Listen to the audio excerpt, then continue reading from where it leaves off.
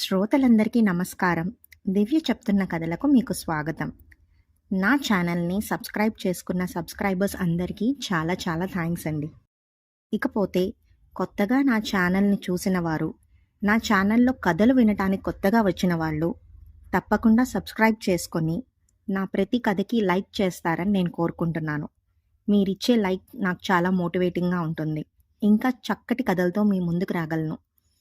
ఇకపోతే ఇవాళ ఇంకొక చక్కటి కథతో మీ ముందుకొచ్చేసాను. ఇంకెందుకు ఆలస్యం, వినిపించేయమంటారా?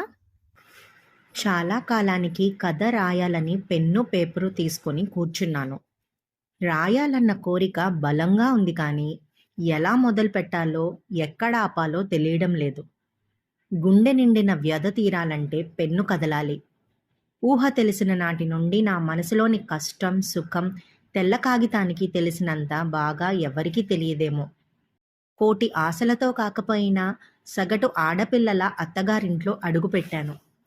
అడుగడుగున ఆడపడుచుల ఆంక్షలు, అత్తమామల అధికారాలు ఇవన్నీ చాలవన్నట్లు భర్త నిరంకుశ ప్రవర్తన, పనివాళ్ల ముందు బంధువుల ముందు అవమానించడం, ఈ కాలంలో కూడా ఇలాంటి వ్యక్తులున్నారా అని ఆశ్చర్యం కలిగేది. నా దురదృష్టానికి నన్ను నేనే నిందించుకొని కాల ప్రవాహంలో జీవన పయనం సాగించాను. మనిషిగా నాకంటూ ఓ వ్యక్తిత్వం ఉందని మర్చిపోయాను. నేను మంచి పని చేసినా మా ఆయన దృష్టిలో చెడ్డగానే కనిపిస్తుంది. నాకంటూ తెలివి ఉండడం అన్న ఆలోచన ఆయన భరించలేరు. తెలివితేటలు లేని దద్దమ్మగా కనిపిస్తూ ఆయనతో నాకేమీ తెలియదు, మీరు చెప్తేనే నాకు తెలుస్తుంది, మీ మాటే నాకు వేదం అంటూ ఉంటే మా ఆయన ముఖం వెలిగిపోయేది. నాకు మాత్రం ఆయన ముఖంలో అహంకారం చూస్తుంటే నేను చెప్పేది పచ్చి అబద్ధం అని పెద్దగా అరవాలనిపించేది. కానీ దాని పర్యవసానం తెలుసు కాబట్టి మౌనం వహించేదాన్ని. నాకు మీరు ఊహించుకునే దానికన్నా ఎక్కువే తెలుసు. నాకంటూ కొన్ని కోరికలున్నాయి, కొన్ని ఆశయాలున్నాయి అని నోరు తెరిచి చెప్పే అవకాశం ఎప్పుడూ రాలేదు. రాలేదనే కన్నా వచ్చినా నేను విఫలమయ్యాను అనడం సబబుగా ఉంటుంది. ఏదైనా చెప్పాలని నోరు తెరిస్తే, చెప్పావులే, నువ్వు చెప్పేంత కింది స్థాయిలో నేను లేను, నీ పుట్టింటి ధ్యాస తప్ప మొగుడి తరపు వాళ్ళ మీద పట్టింపు ఉందా అని పెద్ద పెద్ద అరుపులు అరిచి మీదకొచ్చేవారు. వాస్తవానికి నా పుట్టింటి వాళ్ళు ఆయనకు దడిసి ఏదైనా అవసరాలకు మాత్రమే వస్తారు. ఆయనతో మాట్లాడే సాహసం కూడా చేయరు. అయినా వాళ్ళని ఏదో ఒక రకంగా తిడుతూ నన్ను బాధ పెట్టడంలో పైశాచిక ఆనందాన్ని పొందుతారీయన.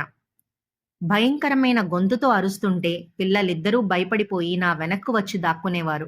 మా వారికి కుటుంబ అవసరాలు తీర్చడంతో మగవాడిగా ఆయన బాధ్యత తీరిపోయినట్లే ఫీల్ అయ్యేవారు. ఏనాడు పిల్లలను ప్రేమగా అక్కున చేర్చుకోవటం నేను చూడలేదు. అలా చేస్తే వాళ్ళు గారాబంతో చెడిపోతారు అని ఆయన దృఢ విశ్వాసం.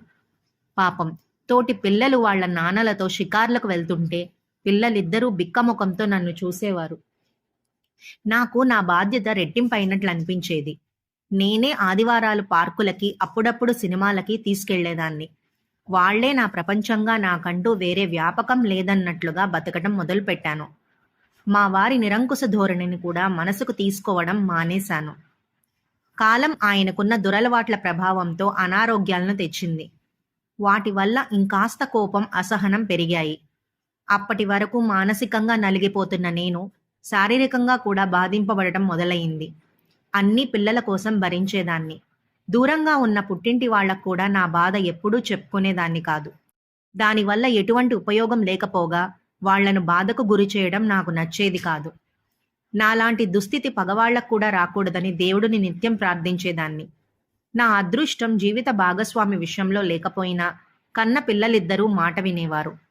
నా పెంపకంలో చక్కటి విద్యను అభ్యసించారు. నేనంటే ప్రాణంగా ఉండి చెప్పిన మాట వినేవారు. అవకాశాలు వాళ్లను వెతుక్కుంటూ వచ్చాయి. 2 పిల్లలు నా 2 కళ్ళు అనుకునేదాన్ని. చదువు నిమిత్తం విదేశాలకు వెళ్తామంటే ఆయన ససేమిరా వద్దు అన్నారు. అప్పటి వరకు అన్నిటినీ మౌనంగా సహించే నేను ఊరుకోలేదు. నా బంగారం అంతా ఇచ్చేశాను. ఎడ్యుకేషన్ లోన్ తీసుకొని పంపమని వాళ్లను నిరాశపరచవద్దని గొడవ చేశాను. పెద్దవాడు వెళ్లిన 2 ఏళ్లకు చిన్నవాడు వెళ్ళాడు. వెళ్ళినందుకు పిల్లలు కష్టపడ్డారు. చదువు పూర్తి చేసుకొని ఉద్యోగాల్లో స్థిరపడ్డారు. లోన్ కట్టేశారు. నా బంగారం నాకు తిరిగి వచ్చేసింది. ఉదయం, సాయంత్రం పిల్లల మాటలతోనే తెల్లవారేది. పిల్లల మాటలతోనే రాత్రయ్యేది. పెద్దవాడు వేరే కులం అమ్మాయిని చేసుకుంటాను అని మెల్లిగా నా చెవిన వేశాడు. గుండె గుభేల్మంది. ఆయనకి ఎలా చెప్పాలా అని భయపడ్డాను.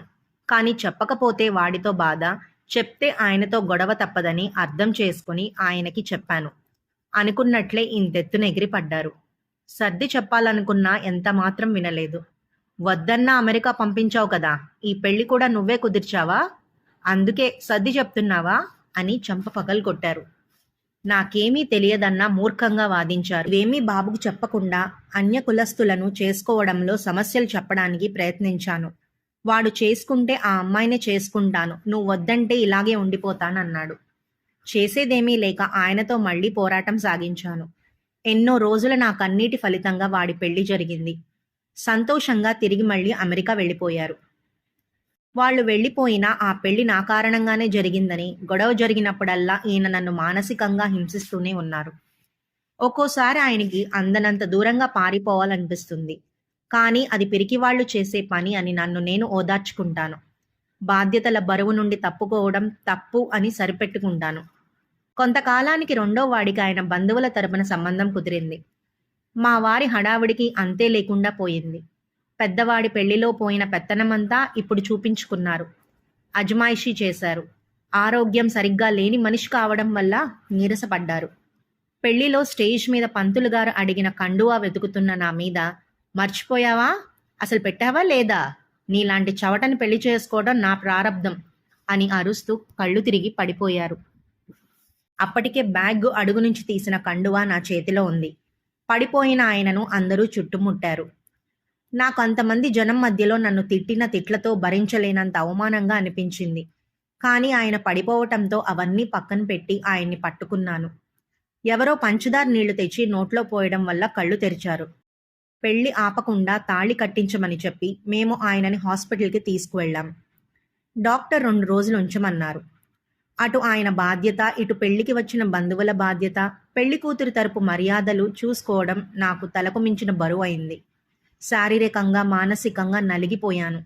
పిల్లలిద్దరికీ వారి వారి అత్తగారి కుటుంబాలకు మర్యాద లోపం లేకుండా చూసుకోవడం మీద ఉన్న శ్రద్ధ అమ్మ అలసట మీద మళ్ళలేదు. కొత్త మురిపెంలో ఉన్నారు అని సరిపెట్టుకున్నాను. పిల్లలు కానీ, పెళ్లికి వచ్చిన ఆడపడుచులు కానీ నా మీద అలా అరవడం తప్పు అని ఆయనతో చెప్పలేదు. నా మానసిక పరిస్థితి గురించి అక్కర ఎవరికీ లేదని తెలిసింది. అంటే దానర్థం ఎప్పుడూ అరిచేలాగానే ఆయన అరిచారు, ఎప్పుడూ సర్దుకున్నట్లే అమ్మ సర్దుకుంది అని పిల్లలు పెద్దలు అనుకున్నారు. అది నన్ను చాలా కుంగదీసింది. ఎందుకో ఎప్పటిలా నార్మల్ అవ్వలేకపోయాను. పెళ్లి సెలవులు అయిపోయాయి. పిల్లలు వెళ్ళిపోయే రోజు వచ్చేసింది. మా ఇద్దరిని కూర్చోబెట్టి ముందుగా పెద్దవాడు, డాడ్, అమ్మా, మీరిద్దరూ ఇలా గొడవ పడుతుంటే మేమిక్కడ స్థిమితంగా ఉండలేం. వర్క్ పైన కాన్సన్ట్రేషన్ చేయలేం. వర్క్ ప్రెషర్ ఎక్కువ ఉంటుంది కాబట్టి మీరిద్దరు గొడవ పడుతుంటే మేం తీరిగ్గా కూర్చొని సర్ది చెప్పడం కూడా కష్టమే. అర్థం చేసుకోండి అన్నాడు. నాకు కరెంట్ షాక్ తగిలినట్లయింది. నోరు తెరిచి వాడినే చూస్తున్నాను. అంతలో చిన్నవాడు, నిజమే అమ్మా, మీరిద్దరూ మీకు నచ్చనిది ఉంటే మాట్లాడకుండా సైలెంట్గా అవ్వండి. నచ్చితే మాట్లాడుకోండి, లేకపోతే మానేయండి. కొంతకాలం వేరువేరుగా ఉంటామంటే మేం ఏర్పాట్లు చేస్తాం అన్నాడు. నాకు నోటి వెంట మాట రాలేదు. కళ్ళల్లో నీళ్లు కూడా రాలేదు. నా పిల్లలేనా వీళ్ళు? వీళ్ల కోసమేనా నేను ఇంతకాలం అష్టకష్టాలు పడింది? నేను గొడవ పడతానా? నువ్వే ఎదురు తిరగకుండా ఆయనకు అరుపులు అలవాటు చేశావనేవాళ్ళు కదా, అవి మర్చిపోయారా? లేక డాడ్కి అనారోగ్యం ఉంది కాబట్టి అమ్మతో కలిపి చెప్తే సరిపోతుందనుకున్నారా? అలా గొడవ పడటం నాకు వచ్చి ఉంటే వాళ్ళ జీవితం ఇలా ఉండేది కాదు అని వాళ్ళు మర్చిపోకూడదు కదా. ఘటన జరిగినప్పుడు నా తరపున ఎవ్వరూ మాట్లాడలేదు అంటే ఆయన ఆరోగ్య సమస్య వల్ల అని సరిపెట్టుకున్నాను. తర్వాతైనా ఆయనతో అమ్మని అలా అందరి ముందు అవమానించడం తప్పు అని చెప్పలేదంటే పెళ్లి సరదాలలో ఉన్నారని మనసుకు సర్ది చెప్పుకున్నాను. పిల్లలు ఫోన్ చేసినప్పుడు అప్పుడప్పుడు నా బాధను చెప్పుకునేదాన్ని. అలాంటివి చెప్పి మమ్మల్ని విసిగించొద్దు అని నాకు పరోక్షంగా చెప్పినట్లుగా కూడా అనిపించింది. అంటే వీళ్ల కోసం ఇన్నాళ్ళు నేను నా మనసు చంపుకొని బతికిన బతుక్కి అర్థం లేదు అని స్పష్టమైంది. ఇక నాకు వాళ్ళు మాట్లాడిన మిగిలిన అప్పగింతలు వినాలనిపించలేదు. కుటుంబ బాధ్యతలు అంటే కనీస అవసరాలకు సంబంధించి ఆయనకి నచ్చనివి తీసుకువచ్చి మీకు లోటు లేకుండా చేశాను అని ఆయన నిర్వచనం ఇచ్చారు. కనీస అవసరాలకు సంబంధించి కావాలంటే పంపుతాం, ఏటీఎం కార్డు ఇస్తాం వాడుకో, మంచి హాస్పిటల్కి వెళ్ళండి, నిశ్శబ్దంగా నీ కష్టాలు నువ్వు పడు అని నా పిల్లల నిర్వచనం ఇచ్చారు. నాకంటూ విలువ ఎప్పుడూ లేదు, ఉండదు అని పూర్తిగా అర్థమైంది. పిల్లలతో ఎయిర్పోర్ట్ వరకు వెళ్ళినప్పుడు ఎప్పటిలా నాకు ఏడుపు రాలేదు. బహుశా అప్పటికీ నేను మానసికంగా బతికిలేనేమో. ఎందుకో నా ఫీలింగ్స్ పేపర్తో పంచుకోవాలని ఈ కథ మొదలుపెట్టాను. అయ్యో, ఎందుకో నా చేతిలో పెన్ను జారిపోతుంది. ఏదో చీకటి కమ్ముతున్నట్లు అనిపిస్తోంది. రాయలేకపోతున్నా. ఇక నాకు ఈ బాధ నుండి విముక్తి వచ్చేస్తుందా? అంతేనా? ఏదో ఏడుపులా వినిపిస్తోంది. నా చేతి మీద ఏవో నీటి చుక్కలు పడుతున్నట్లు అనిపిస్తోంది. ఏమిటిది? నా కళ్ళు తెరవడానికి కష్టమనిపిస్తోంది. శాంతి, లేచావా? దేవుడు కరుణించాడు. స్వామి, నా తప్పులు సరిదిద్దుకునే అవకాశం ఇవ్వు అన్న మాటలు వినిపిస్తున్నాయి. ఆ గొంతు మా ఆయనది. ఇదేమిటి ఇలా మాట్లాడుతున్నారు అని బలవంతంగా కళ్ళు తెరిచాను. మా వారు నా పక్కన కూర్చుని ఉన్నారు. ఏడుస్తూ ఏదేదో మాట్లాడుతున్నారు. నాకు అది కొత్తగా వింతగా అనిపించింది. శాంతి, నన్ను క్షమిస్తావా?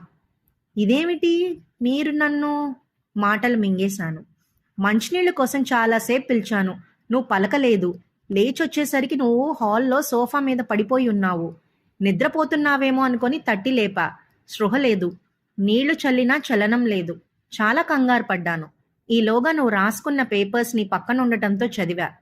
ఇన్నాళ్ళు నేను నీ పట్ల ప్రవర్తించిన తీరు, నువ్వు అనుభవించిన బాధ అన్నీ అర్థమయ్యాయి. ఇంతకాలం ఎంత మూర్ఖంగా ఉన్నాను నేను. నా కళ్లకు కప్పిన పొరలు తొలగినట్లయింది. నువ్వు నాకు దూరం అయిపోయావనిపించింది. నా తప్పులు నేను సరిదిద్దుకునేది ఎలా అని దిక్కుతోచలేదు. ఎప్పుడు దేవుడిని తలవని నేను నీకోసం ఆయనను ప్రార్థించాను. నన్ను క్షమించగలవా శాంతి? గొంతంతా దుఃఖంతో నిండి ఉంది. ఆయనని ఏడవద్దు అని వారించాను. నిజంగానే ఆయన తన తప్పును తెలుసుకున్నారా? ఇన్నాళ్లకు ఈ జీవిత చరమాంకంలో మనసుకేదో తెలియని ఊరట. కళ్ళు మూతలు పడుతుంటే నిద్రలోకి జారుకున్నాను. ఈ కథ ఇక్కడితో సమాప్తం.